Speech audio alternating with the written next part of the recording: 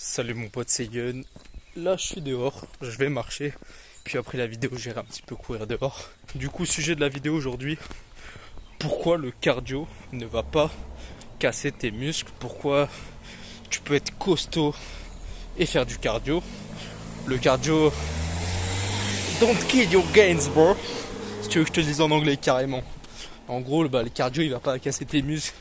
Tu vas pas te retrouver comme un petit bâtonnet en marchant, en courant, etc. Du coup, d'abord il faut expliquer un petit peu qu'est-ce que le cardio.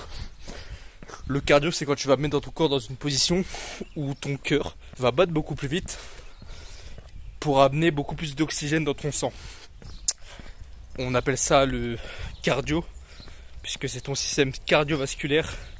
En gros, ton sang, tes veines, etc. Ton cœur bat plus vite, tes poumons aussi. Ça te fait dépenser de l'énergie.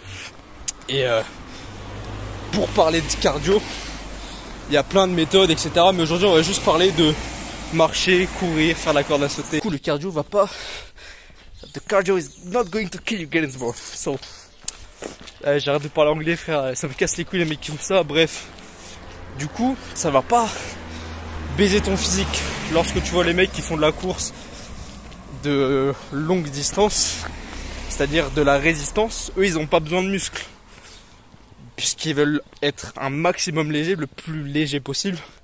Et lorsque tu vois dans la grande majorité des cas, les coureurs de longue distance, les marathoniens, les ultra-marathoniens, les ultra-athlètes, ils n'ont pas des physiques de ouf, tu vois. Ils ont des physiques de mecs dans leur sport. Du coup, des mecs plutôt fins, on va pas dire gras, mais genre fins et un petit peu gras, tu vois. C'est pour ça que lorsque tu vois les mecs qui font des sprints, ils ont des big jambes, puisqu'ils font plein de travail musculaire pour avoir un maximum de force et de vitesse. Ils font des programmes spécialisés pour avoir du coup plus de fibres 2B dans leurs jambes pour être beaucoup plus explosifs. Alors que si tu compares un mec qui fait du 1000 mètres et un mec qui fait du 100 mètres, ils n'ont pas du tout les mêmes jambes. Et ça, c'est juste avec les types de fibres. Mais ça veut pas dire qu'un mec avec des grosses jambes, il peut pas courir longtemps, tu vois. Faire du cardio, ça va t'aider à prendre du muscle aussi.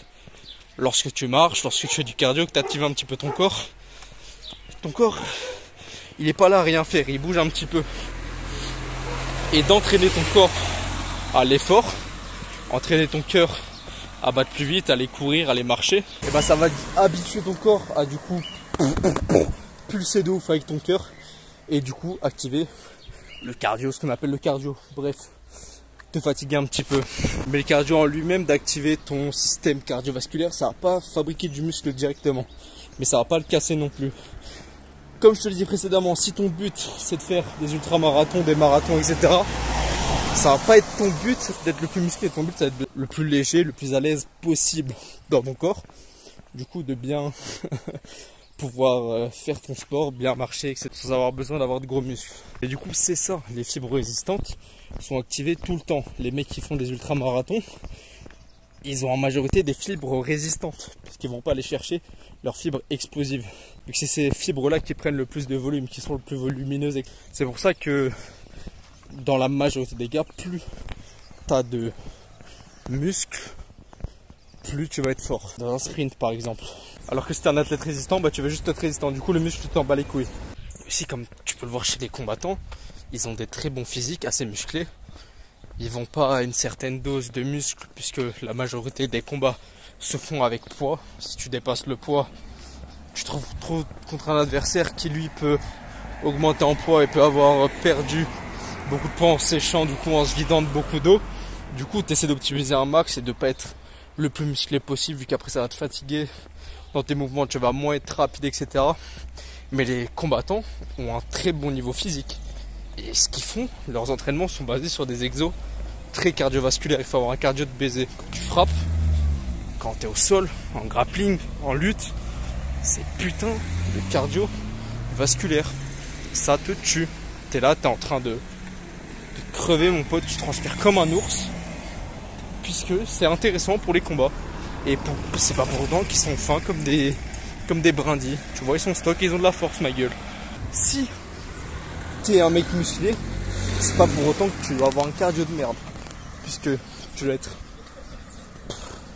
déployé dans la vie de tous les jours, aller savoir marcher, savoir courir, etc. Du coup mon pote, si tu te dis ouais je suis musclé, j'ai pas envie de perdre mes muscles, puisque t'as entendu des trucs sur internet qui disaient que ouais, faire du cardio ça va te niquer tes muscles, tu vas te retrouver comme un bâtonnet et tout. C'est faux mon pote, va marcher dehors, le meilleur cardio c'est aller marcher. Tu peux aller courir, faire des petites courses, tout ça c'est incroyable aussi. Mais marcher ça te fatigue pas de ouf, ça te brûle bien des calories, ça te fait que du bien. Kiffe ta vie, fais du sport, mange bien, entraîne-toi bien. En tout cas j'espère que la vidéo t'aura plu, c'était Yon. N'oublie pas de faire aux autres ce que tu aimerais qu'on te fasse. Et on se voit à la prochaine. Bah